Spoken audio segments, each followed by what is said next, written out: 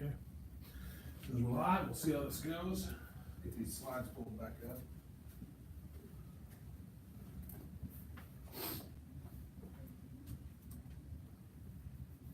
Good.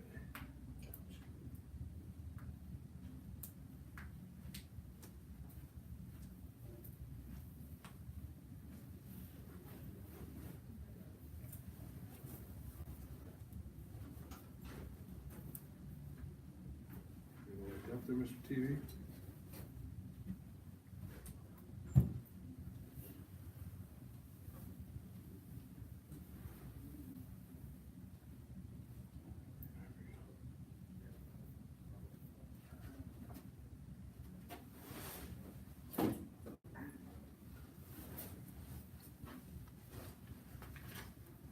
Okay.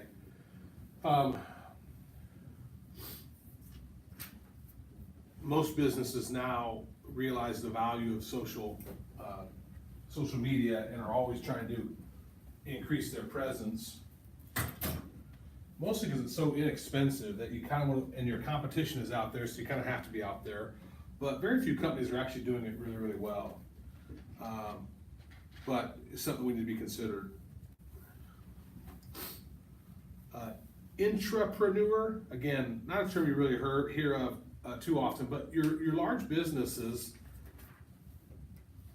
they recognize the value of an entrepreneurial mind, an entrepreneurial spirit. So you'll see people like Google and 3M, where they will set aside 20% of someone's time and say, go work on whatever you want to go work on. Go be creative, go be entrepreneurial. And so that's what they're talking about with an intrapreneur, where the person works for Google, so clearly they're not their own entrepreneur, but their company is facilitating their out-of-the-box thinking, looking for solutions, and so that's what they're talking about there. So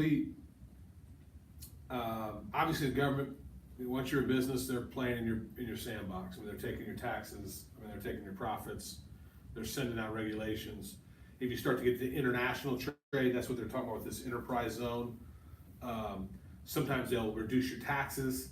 You'll see sometimes, like this whole complex right here might even be like an enterprise zone, where they have, Lafayette, this is the government of Lafayette, the state of Indiana, has said to Subaru, hey, we'll lower your taxes, or maybe even no taxes, and you can have this property, and et cetera.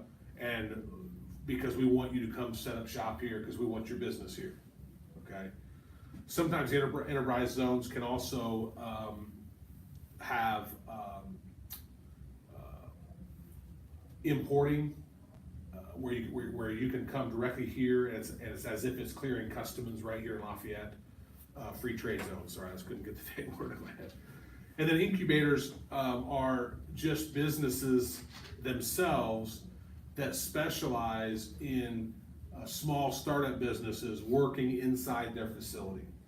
So you may not think it's that big a deal, but there's a really cool one in Indianapolis that it's I think they call it the Speakeasy, but it's you're basically become a member. Think of like a gym. I can become a member, and at a gym, I got weight room and I got whatever and a shower. Well, at the Speakeasy, I become a member, and I can reserve conference rooms of all kinds of sizes. I can print and have Wi-Fi, and have little booths I can step in to make a cell phone call. They got coffee there and beer there, and it's like my own little lounge, that sort of thing. Those are incubators. They're pretty cool. So small business, we've talked about, you're independently owned and operated. There's a bunch of them out there. One of the greatest things about small business is the number of jobs they create. So it's really powerful stuff. Here you go, 65% of new jobs. That's a lot. Now, the number's a little bit misleading, I believe, because you probably also have businesses going out of business, like mine, and then you turn around and start another business. So you're kind of, the small business often stays small because they fail and have to start again. But 50% of the GDP, what's the GDP? Gross domestic product. Yeah, Gross domestic product. And what is gross domestic product?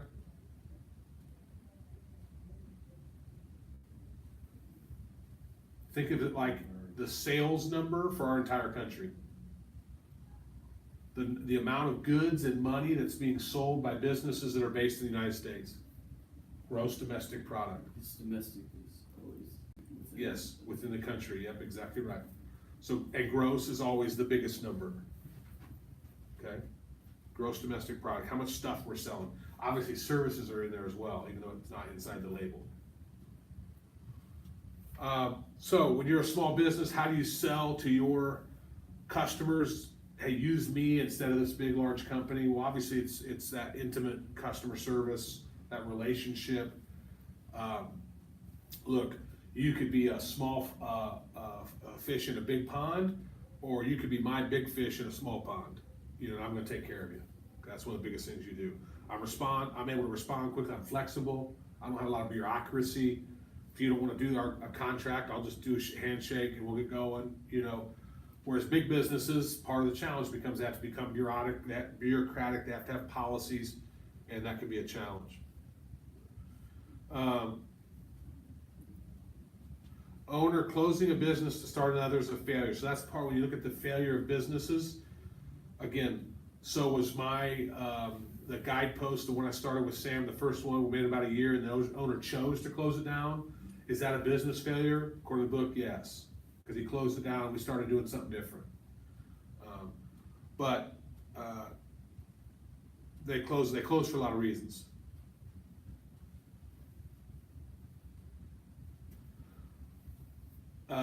Failure is something you got to be used to. I wasn't good at it going into being an entrepreneur.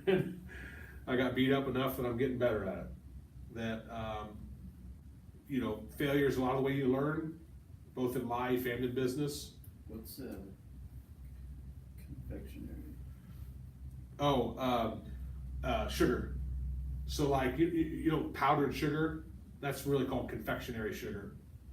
So he was probably doing some other sort of sugar or candy business first. I mean, I don't know if you guys heard the Abe Lincoln story, but like the number of times he ran for public office and lost. Like he ran several times for public office and lost. You know, before he becomes, you know, president. Because you didn't have the people on his side at the beginning of it. Well, yeah, that's just you know, you gotta learn. You know, you gotta get out there and try it. You're not gonna be as good day one as you're gonna be at day two. You're not gonna be as good at day two as you are at year 20. I think I read somewhere like the first time he ran, it was like because nobody knew about him, he didn't get the. Oh, sure. Yes, he did. Yeah. Get himself out there.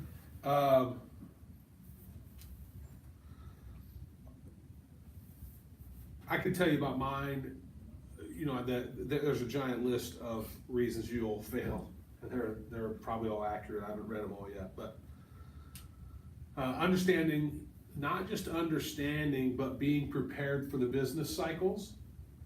Every business has some amount of like seasonality to it, and then your entire industry has some amount of seasonality to it. And as a new entrepreneur, no one ever taught me that. I had to learn that via the ropes. And so what that means is, like I mentioned earlier, when it's really, really good, it probably means it's going to be bad at some point. Just simply out of the, you'll hear an analogy called return to mean. And so a business that's really, really good will probably come down to here, and the months that they're really, really bad, they'll probably come back up to here. And so we're going to have a mean, an average. So when you get into business, you have to be aware that even though I'm doing everything great, I might just be in a rut here because the industry's in a rut, or our customers don't buy in the month of December very much, you know, whatever. And the reason that's important is for cash flows. So when you first start a business, I would encourage you a lot less to be worried about profits and be worried about cash flows. Okay, because cash flows are slightly different than profits based on how you do your accounting and what you report and whatever. That's a whole nother class and a whole nother conversation. But cash flows are simply, I sold something today, but when are they going to actually send me the money for what I sold them today? So for instance, my trucking business, you'd work with Ford. Ford would tell you, we're gonna pay you in 30 days. Okay, they actually wouldn't pay you for 90 days. Okay, so I'm a small guy, I've got, 5 trucks, and I run a load for Ford Motor Company, and they're owing me $700. And I don't get it now for 90 days. Think of the expenses it took for me to run that truck. Everything. Fuel, driver, truck payment, insurance. In 90 days, I've paid every one of those bills. And I don't have the money yet from Ford for this one little $500 load. That goes on too often, and now all of a sudden I can't pay my bills. Now my driver's pissed because I can't pay him. Or he's pissed because I can't put fuel in the truck to get down the road. Right? Even though I was profitable, right? That $500 load was profitable for me. If I can't cash flow through the process, then I'm out of business for that reason. Does that make sense? So that's ultimately what put me out of business. Wasn't a lack of profits. Now, yes, we were stinking the things up when things were in recession, but really the recession was about 2 years, 2 or 3 years. If I had the proper cash flows, I could have cash flow through that problem, come back out on the other side, and still been going. Okay? So you think, well, why didn't you just get more cash? Well, why didn't I get more cash when things were struggling? Who could I get cash from? I'm a small business, things are struggling, my business is struggling, but if I could cash flow through it, I'd be all right. Who can I go get cash from? Venture capitals. Okay, so what are they gonna say? Say, I'll help you, but you gotta help me. So they're gonna sit there like a bank and they're gonna go, you know what, buddy? I got 27 loans out and none of anybody's paying me now. Cause they're all struggling.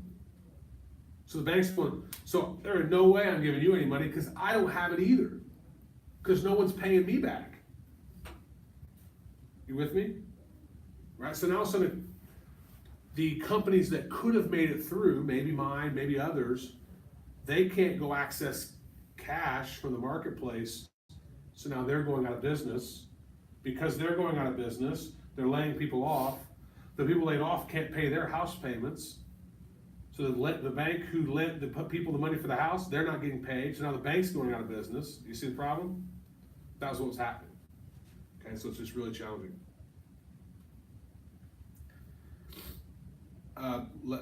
Keys to get be more successful. That again, there's a ton of those in there. Know your competition. That's another one that you can become. Your ego can allow you to be so in love with your product that you don't think through those other products that are out there, or the services that are out there, or how well they're doing. You just want to think that you're going to be better. And it's a real problem with entrepreneurs. So as I teach classes and I mentor people, I'm like, look, I know you love your product, and I'm not trying to be here to like stamp on your dreams and put them out, but I also need to be able to bring you back down to reality and realize that first and foremost, we're not certain there's a need there. Just because we think there's a need doesn't mean a customer is willing to pay for that solution. Does that make sense? People don't like change. So to stay with your example, maybe you're secure a chain. It may be a great idea, maybe people love it, and it may take off and be fantastic. Or some people might say, you know what, I'm used to paying $7 for a chain. I don't want to pay $17 for a chain. And you're like, but it does this and it does that. It's so cheap. And they're like, yeah, but I don't want to do that. And you're like, I thought it was great. And they won't pay or maybe it's not 17. Maybe they'll buy it at 17, but they won't buy it at 27. And yet you're going, I can't get it built for 27 the way I really want to, without it being secure and durable. You know what I mean? And that's what people don't think of. They get excited with the idea and they run with it.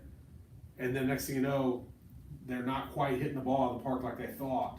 Just sitting here, I already thought that's like an extended project of what I could actually potentially do. So, because I thought about, instead of it just being a chain, make the primary product something to where, because not too many people, you got the lock bars and stuff on motorcycles, and then you have, there's not really an anti-theft system on it, on motorcycles in general. So Yeah. having that box idea, like I was talking to you about, to where there's an app on your phone where it is cellular, Yeah, to where once you leave your bike a certain feet away from you it, hit lock, it's like motion sensor, Yeah. motion sensor thing. I love it. And then when you walk back, it shuts it off. Yeah. Or if you have a buddy. or you got your key in your pocket, have wherever an it app. shuts it off, I love it, You have yeah, an app that you can, if you have somebody come and pick it up or move it or Yeah. something, you can Turn it off. turn it off. yeah, I love it, So, Yeah. make that the main product and then Yeah. have that chain as a side product to it, be like, hey, this isn't yeah.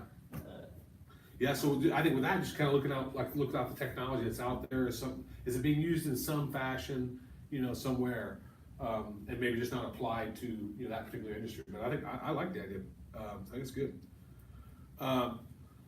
Learn from others, get some experience, Donnie and I were talking about this, a lot of times people think, I need to get entrepreneurial experience by starting my own business. And that's not the case. I can get entrepreneurial experience by working for another entrepreneur. Because they may have an established business and you might now just be kind of working for the man, but you're gonna learn so much. Because this person was an entrepreneur and still is an entrepreneur. They just now happen to have an established business. You can learn how they think about things, how they got their business started, what were some of the challenges they went through, how would they have done things differently, and you can get that kind of learning done while you're making a paycheck. And so I think it's more, I think people sometimes just jump off into the diving board instead of going, hey, maybe I could kind of build a raft here and, float over there and, whatever, so. Some people like to buy an existing business, especially once they know they enjoy being an entrepreneur and running their own business and owning their own business. But the idea of kind of starting from scratch and grinding it out and, spending 5 years to getting it of any size, they're like, I don't know about that. I'm just gonna buy an existing business. I know how to run businesses. Maybe it's an industry I think is gonna have some open opportunity over here that the current owner's not gonna take advantage of, whatever.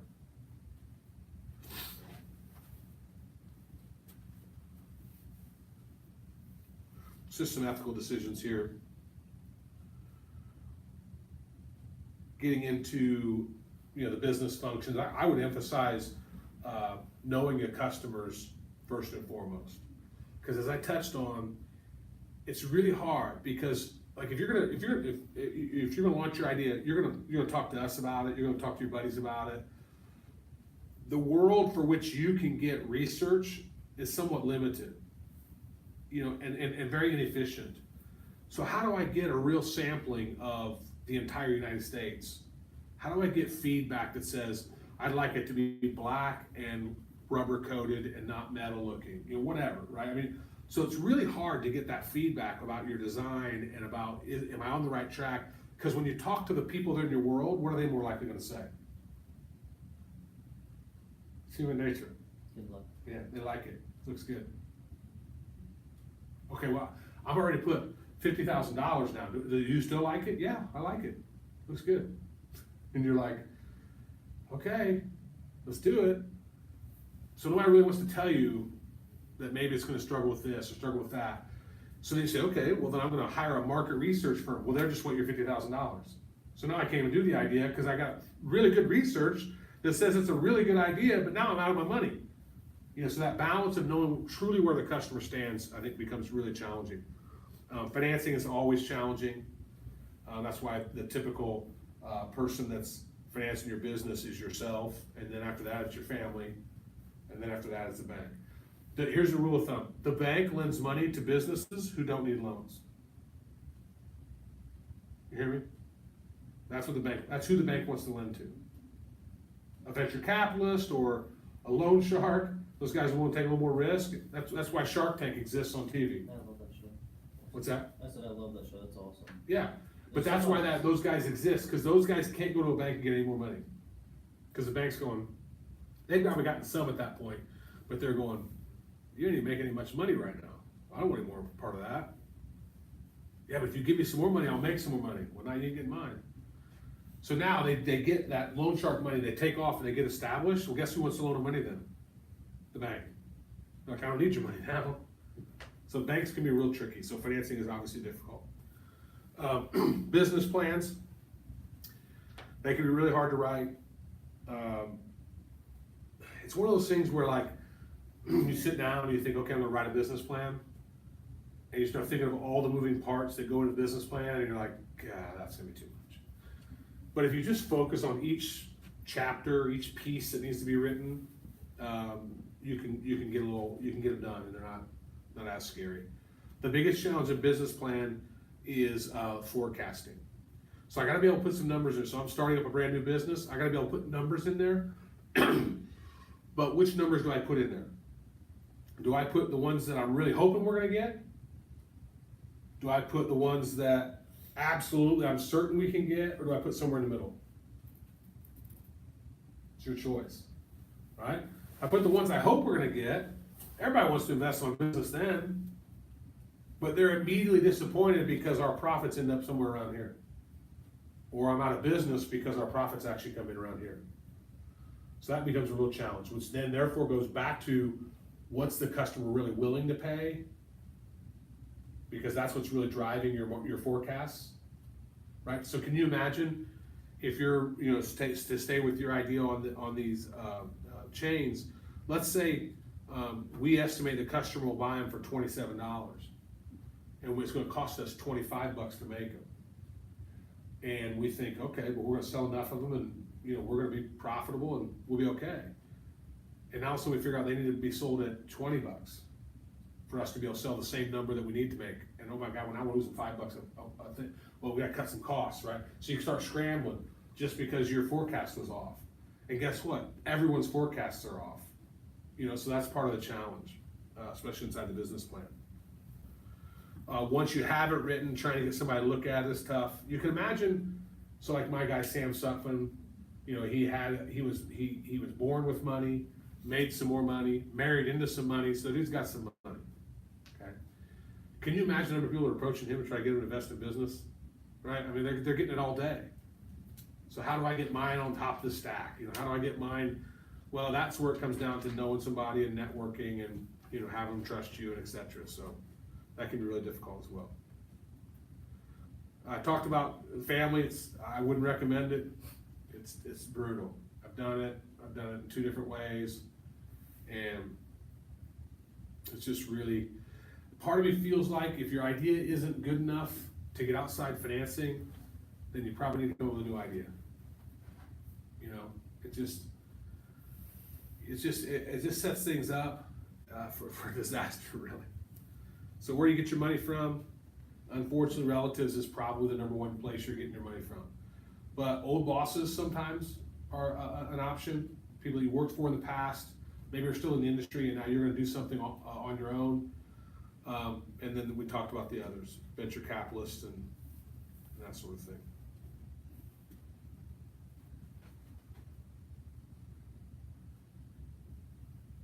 Now, do they have like a what? Because I know they have like a stock market, like a thing to where it shows you how to run the stock market and stuff, like invest money in the stock market and stuff.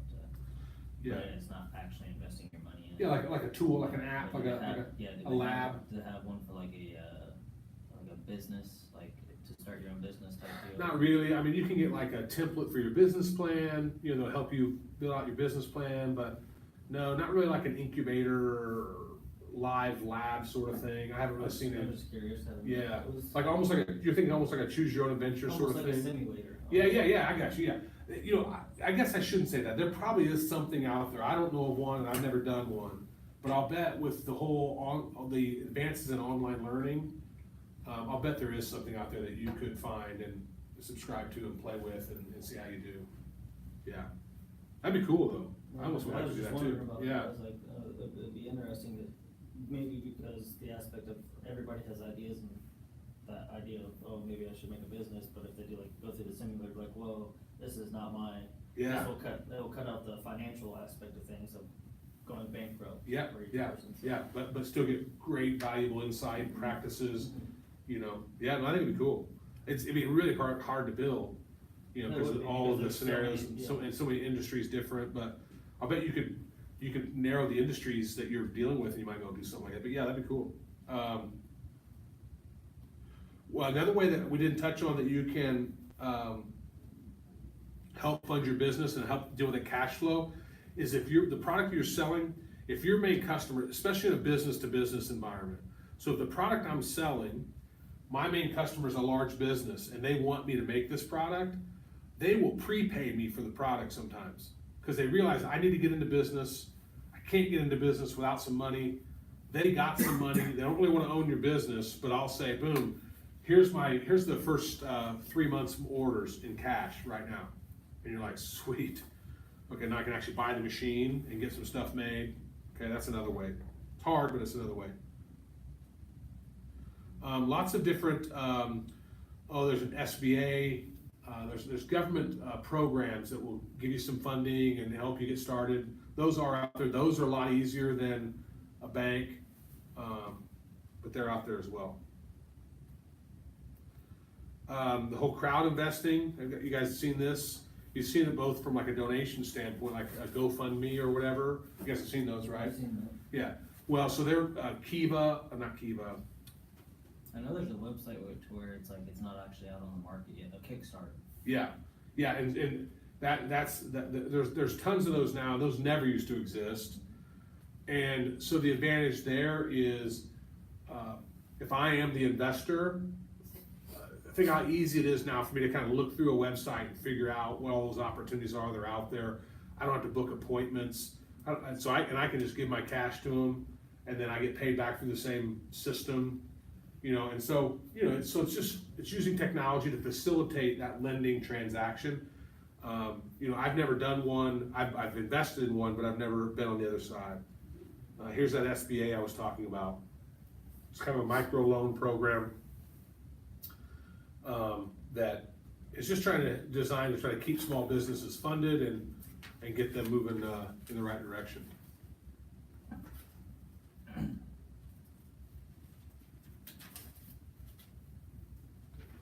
So this is the way that the SBA gets their money.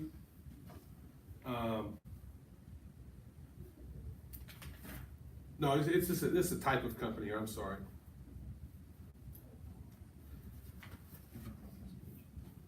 Page we should go 172. 163, I think is what we're on. Let's take 172. Cause he just got done talking about the SBA, which standards, which is on page 171. 162 and 163. Small business development centers, again, we talked about where they're trying to attract new businesses. So if I'm a state government, I'm working with the federal government, and I might be able to do all kinds of things. Low interest loans, tax breaks, free land, job training. I can offer all kinds of things through these small business development centers to try to get businesses to come. SCORE is another one. SCORE is a nonprofit organization where like I could volunteer at SCORE and they would match me up with an entrepreneur, and I would just serve as kind of a mentor.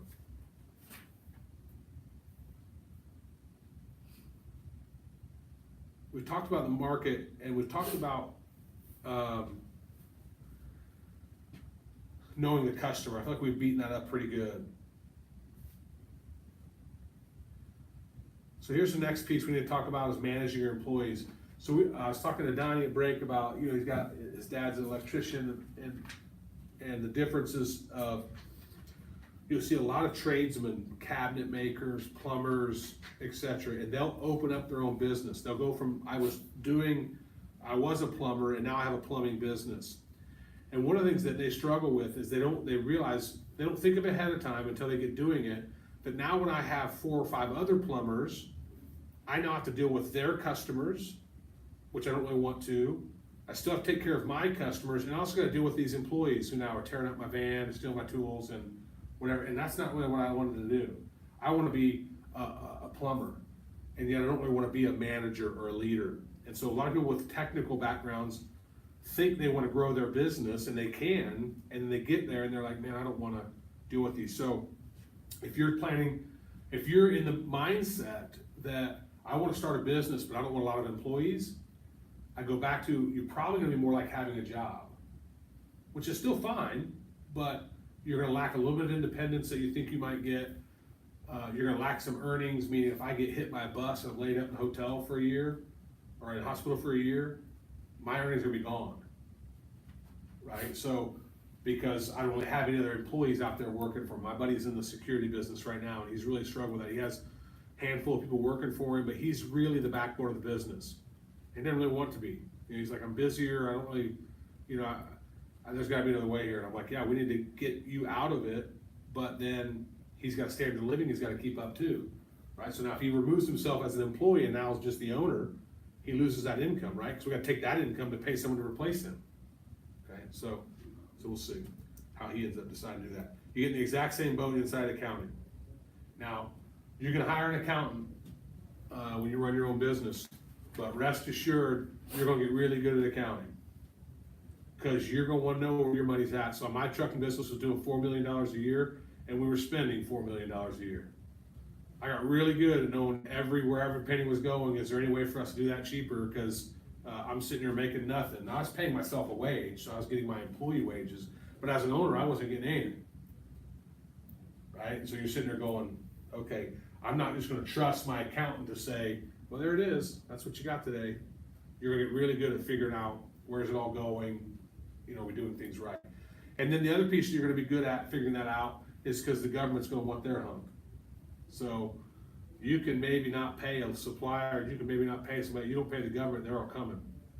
You know what I mean? So you gotta make sure you take care of your taxes and all that stuff. So now if you're thinking, I wanna be an entrepreneur and I gotta now also be a leader, I also have to be an accountant. Oh, by the way, now I gotta be a lawyer too. Right? So that's why so you think about what causes small businesses to fail. Okay, now we go on my soapbox here a little bit about the government. Yeah, but think about what you have to have knowledge in. You don't just have to have a knowledge in the trade that you want to do, the need that you're trying to satisfy for the customer. You have to have that down too. And that's marketing research, which you talked about. So that's the next one we're going to, but I'll come back from it. So we've talked about that. So let's say I've got this product, it's ready to go, and it satisfies the customer's need. I'm ready. Why want to be accepted? Oh, by the way, I gotta know all the tax laws. I gotta know all the banking restrictions. I gotta know any import-export restrictions. I gotta be a leader. I gotta know all the payroll functions. I gotta make sure everybody has health benefits. I gotta make sure everybody can get into work and get, to a safe place. I got security.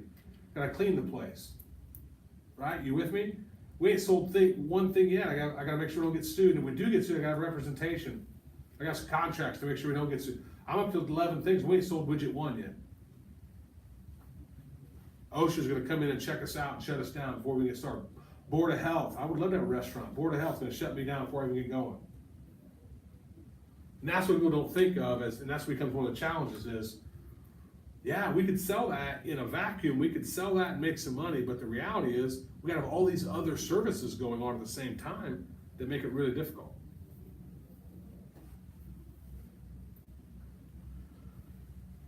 Market research, again, you'd love to have the finances to be able to do some market research. The reality is, usually it's like, you going around asking people or getting on some blog and posting something and see what people say. An insurance agent, they can be very helpful. Again, even that's a challenge. It's like when you start a business,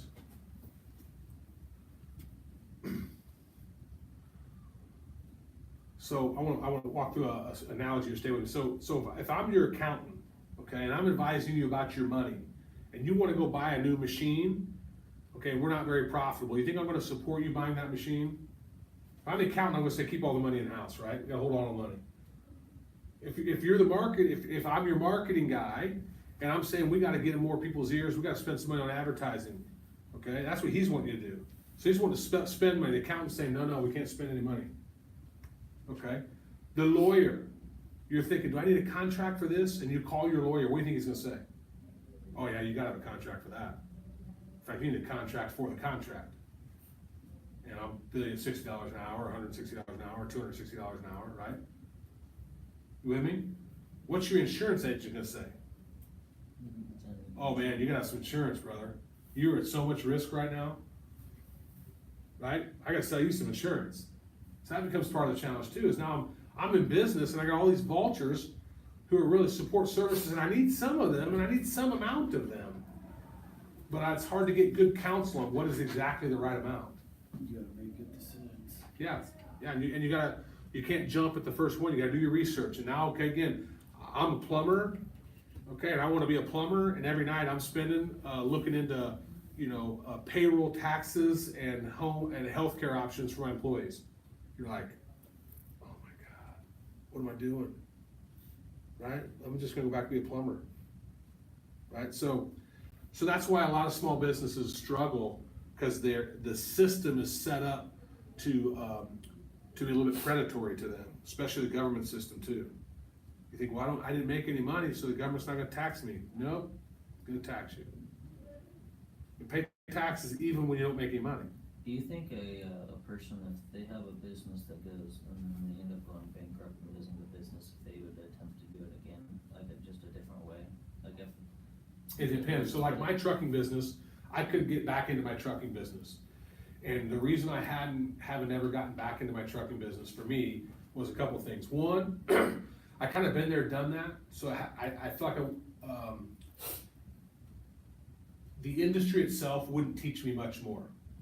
So the challenge part wasn't gonna be there that much. Secondly, it's very capital intensive. So you have to own a bunch of equipment that's very, very expensive. And I didn't really wanna go down that path. I just didn't know if you heard of anything of where a business went bankrupt and then he turned around after he lost the business. Absolutely. Totally. I mean, Yes. I guess the aspect of it is just changing the name of the company, so people feel like, hey, this is a totally different Yeah, company. I mean, Donald Trump has been bankrupt multiple times. And he's open about it. He's like, yeah, I borrowed too much and I was aggressive and didn't work out. Boom, reload, he's right back in the same business. I guess it's one of those things is where you just learn from your mistakes and just keep on. Yeah. doing it If you're really in an entrepreneurial business, you should have expected to fail before you even started, right? It's just a matter of when. And then when I did fail, like in my trucking business, I did learn a lot. But I learned a lot of business teachings that weren't specific to the trucking industry, So yeah, I think that happens a lot. Too afraid to take the lead, hire wrong people, don't wanna give up control is a big one. So why do you think a new entrepreneur struggles to give up control? Greed. Okay, greed, wanna make as many profits as I can, and I don't wanna cut anybody else in, so I want to keep it all for myself. What else? I mean, that idea of going in, you're wanting to do it for yourself, like you're wanting this yourself, and you don't wanna give up that opportunity to someone. Okay, so it's kind of connection, I don't wanna give up the opportunity. They're not actually seeing the benefits of putting some responsibility on someone else. Okay, they think they may underperform, or it may not help me that much. Okay, When in reality, that other person that you're giving more control can help you in the long run. yeah, if you train them, hire the right person. Mhm. Yeah, here's the biggest one though. If I'm the owner, I got everything on the line. Right? I mean, so in my trucking business, I would give this sort of speech to new hires. I say, look, I want to hear your input. You're gonna have a job to do. I value what you're doing. But there are gonna come days where I get to decide what direction we're gonna go. And there's gonna come a time when you're not gonna agree with that direction. And even though I heard you out and you had your chance to argue your point, you're gonna have to get on board with a direction that you don't think is the best for the company. I said, and the reason that you have to get on board is I'm ultimately own the entire ship, and if we're gonna sail into an iceberg and sink the ship, I wanna be at the wheel. Right? And so that's a lot of it too, is that risk. You got all that risk on the line, you're starting to think, so I'm just gonna let all these people just kind of run the business for me? My buddy in the security business, okay, I'm certain that's a part of why he's like, I don't really wanna step back. Cause if I step back, that means someone else is stepping in, and are they gonna sail the ship into an iceberg? Okay, A good movie that's about that is, I forget the actual name of the movie, but it's how McDonald's became. Founder. Huh? The Founder movie? Yeah, the Founder movie. I don't know, You have to watch It's it. about really good. McDonald's. Yeah. It's really good. yeah. It's on Netflix. Yeah, and you think about that guy, right? The guy that actually created McDonald's, didn't he the one that took it off and made it huge, So, okay, He took a process and he made it lean. yeah. when nobody else was doing that, especially in the restaurant business, right? I mean, that's really how he was cutting edge was, he said, we're the restaurant business, but we're gonna lean this out. It's And, just, he brought up the idea of, oh, well, he didn't really wanna advance it or move it to expand it, and then the guy that he just came in and just. yeah. He's like, now you're running a great business because you've made it lean and you've kind of made it uniform. All the more reason to then expand it because it will be the same everywhere else. It lends itself to be the same. It's like if you were trying to franchise out like the painting of art. You're like, well, it's always different. Like it's gotta be intuition. Like, well, they did the opposite, right? McDonald's had said, look, we gotta figure out how to do everything. And so that lends itself to being able to be reproduced here and there and over there. Great, love it. Small business prospects abroad. Again, with the advent of technology, things like, FaceTime and, GoToMeeting and, all those sort of things allow you to now at least consider selling your product internationally. The shipping solutions, man, back in the day, you wouldn't even know what company to call to ship something internationally. Now it's like they all do it. Just call UPS. I can get to anywhere you want to go. FedEx is buying, planes. Amazon's buying planes of their own. Okay, so international business is so much more of an opportunity now than it ever used to be. All right, great. So I know you gotta get out of here. So here's what I'd like to do. Let's see where we're at on time. We'll shut the presentation down. We're still well early. So I think what I'd like to do, you've got to get out. Yeah, around 12:45, 12:50. Yeah, so why don't you just plan on getting out, but then why don't you guys stick around, let's at least knock your Learn Smart out, and then you guys can go. Learn Smart is out there, and a quiz is out there already on Blackboard. I'll be able to, how long is that up? It's out there, yeah. Okay, I think I set it for midnight Sunday night, so, Okay. like I've been doing, so if you guys will knock that out here today, then you guys can go, and then everybody needs to do the quiz on their own when they get a chance. Next week though, let's see, next week is when nobody's meeting, right? So I'll send out a Blackboard announcement when that lecture is up, and then when the test is available. We're supposed to pick teams. I'd like you guys to split into 2 teams, since there's 4 of you in here. I think the Monday night group, we're just gonna put them as one team because there's only 3 of them. So, figure out how you wanna do teams, and if you want me to pick, I'll pick, whatever, but let's split you guys into 2 teams. And then plan on next week figuring out whether you wanna meet at the same class time or what, to actually begin to talk to your teammate about what we wanna do and et cetera, because you'll have extra time on your hands next week. Have you made the, like a guideline or what we're supposed to be doing? Yeah, I'll try to put that up. I'll try to put something out on Blackboard. It's, for now, I wouldn't worry so much about the content as much as you guys getting together, just making sure when's the time you guys could meet, exchanging numbers, hey, are you good at technology? You wanna do the slides? Am I better at technology? And just those sort of basic stuff is what I'd like you to do for next week, okay? All right, I'm gonna shut this off. You're out. You guys get your computers going. And I'm gonna sit and stare at this thing and see if it uploads right. Is that it? Chapter 6, Learn Smart's not in there yet. I thought I put it out there. You put chapter 6